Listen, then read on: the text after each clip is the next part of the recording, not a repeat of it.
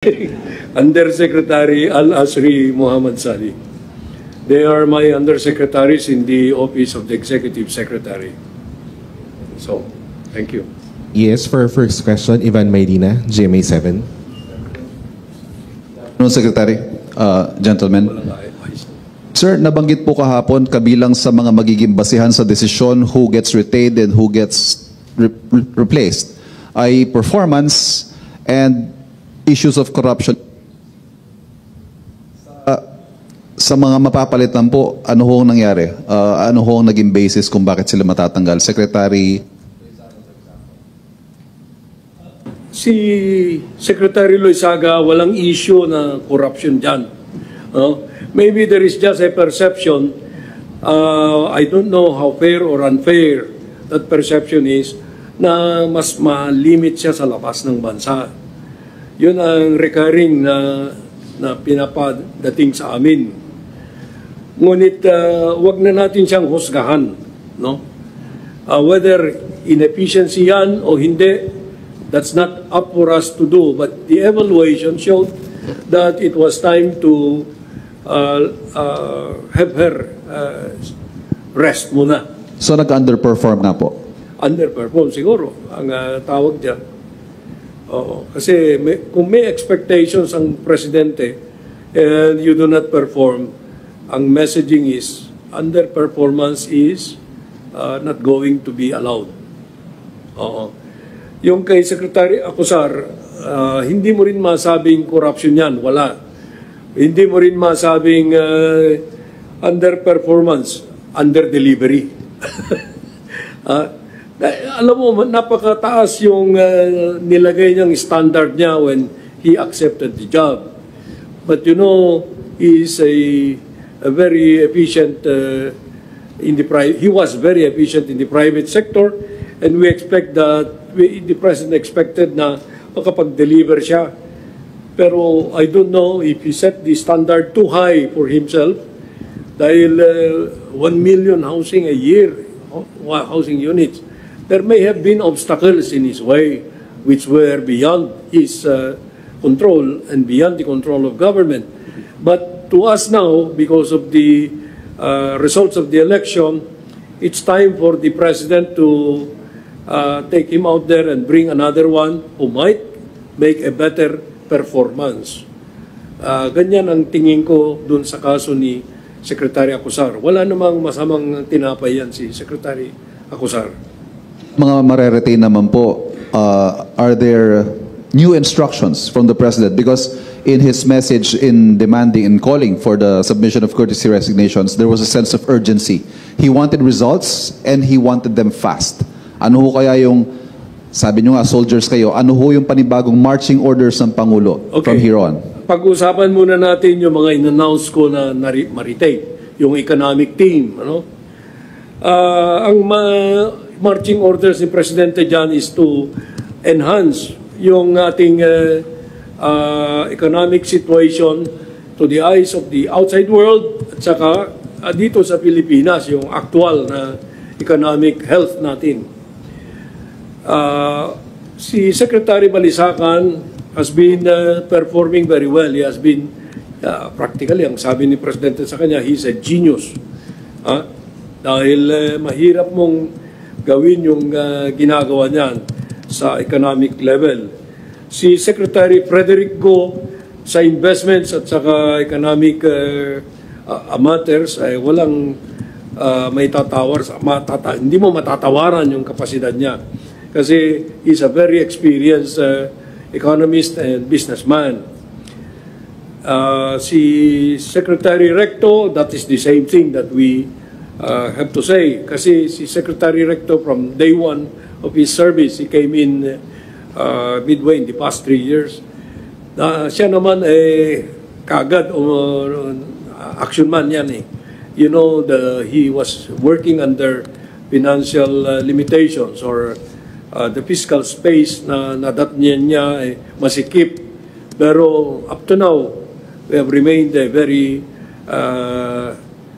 active tayo because of the government's prioritization of spending. No? Si Secretary Amina Pangandaman naman, no one can be better than her sa budget, DBM. She can deny your request with grace. And that is very important because no one will ever get mad at her. She is considered as the the model for fiscal management, budget. Hindi ka pwedeng umalma dyan. So, the President decided to retain these 5 members of the economic team so that there will be no more problems sa perception about where the country is going. Okay. Next question, ES, Maricel Alili, TV5.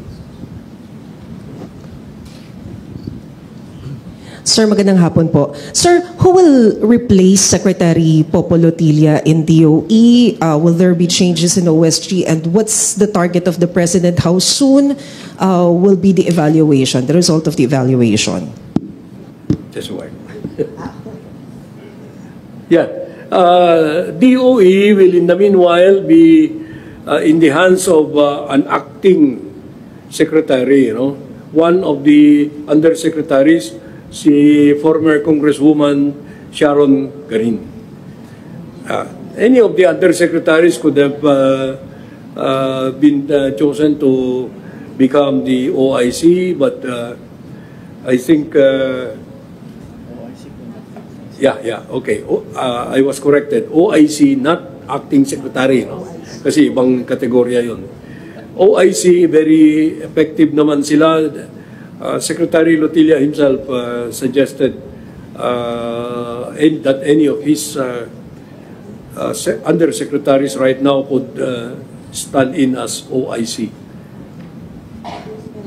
Sir, how soon is the what's the target of the President, the timetable for evaluation? Well, si Presidente, narinig niyo siya, immediate. But you know, humanly possible na evaluation is one at a time. Hindi mo pwedeng i-lump sum yung mga cabinet secretaries because each has a different area of responsibility. Each has a burden that is different from the other, from the next one. If you will give me the liberty of saying, yung pag-evaluate, you must also be careful. Hindi ka pwedeng arbitrary dyan. You know that the President loves us all. And he joked yesterday during that presentation in the Kalayaan Hall when he was saying, I greet also the members of the cabinet. Do I still have a cabinet? Sabi niya, no? But that's not the reality of it. There is an evaluation ongoing now of performance. But each cabinet secretary will be evaluated depende sa tasks, depende sa goals ng kanyang department or agency. Sir, former ES Vic Rodriguez said that there's no need for courtesy resignation, to call for courtesy resignation of all cabinet secretaries because the core problem is the President himself. Optics lang daw. Alam mo si Vic Rodriguez, daldal ng daldal yan eh. Do you listen to him? Huh? Why was he taken out of the office? Wala pa siyang 3 buwan. Gusto niya makipag-away, wag na. Kaya mo, kantsaw lang siya eh. Kantsaw ng kantsaw. That's when you see, in the middle of night, a dog barking at the fence. If you want to get up, you get up and throw stones at that dog. But we will not do that to him. Wag na nating pansinin.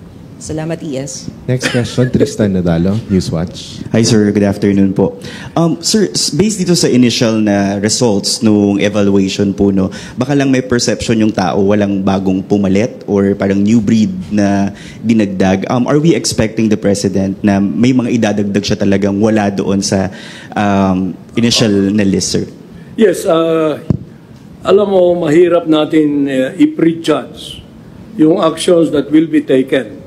But you can be sure that the President really wants to be responsive to the popular clamor. for performance, for change. Alam nyo,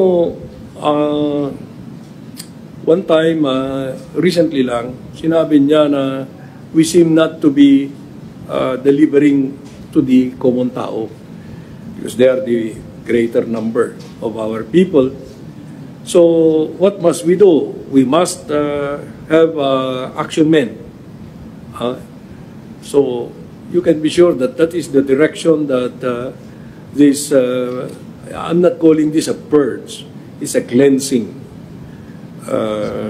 Dahil gusto ni Presidente talaga, mahal niya ang taong bayan eh.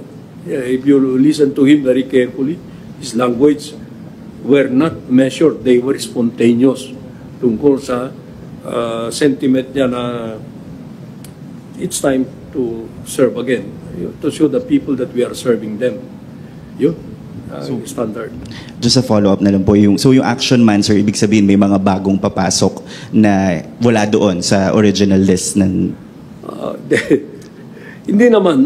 Maaring meron. No? I cannot just say that now because until the President has decided, no one can second-guess what the President really has in his heart. Okay? Now, you know that the President, based on how you observed him, is a sincere individual. He has been very frank. Wala siyang tinatago eh. Walang disguise. So, when the time comes for each of the individuals, 52 na ang nag-submit, we do not know how this 52 will fare. No? Meron na tayong 5 na na-retain and 2 na pagbabakasyonin. Literally. Okay? I think that's all. Yes. Thank you very much. We have one more. Yes, yes. Eden Santos po from Net25. Good afternoon po, ES. Pwede naman daw pong sibakin ni Pangulong Marcos, yun pong mga gusto niyang alisin, bakit nagpasubmit pa raw po ng courtesy resignation. And pasensya na po if I have to ask this, di daw po ba ito parang pampapogi lang sa public? Ay, alam nyo, mahirap naman na sabihin nyo kung ano ang dapat, hindi na kailangan na mag-courtesy resignation. Ilagay ninyo ang sarili ninyo sa aming pwesto.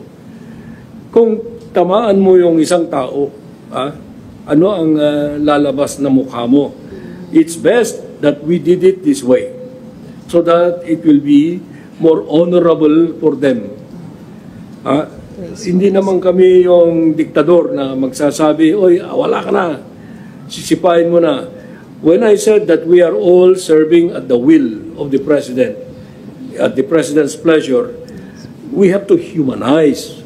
So, demanding a courtesy resignation is the best way of doing it because all that you can do is just to accept. And that's the end of the debate. You don't really need to follow what others are saying because they are not in the saddle.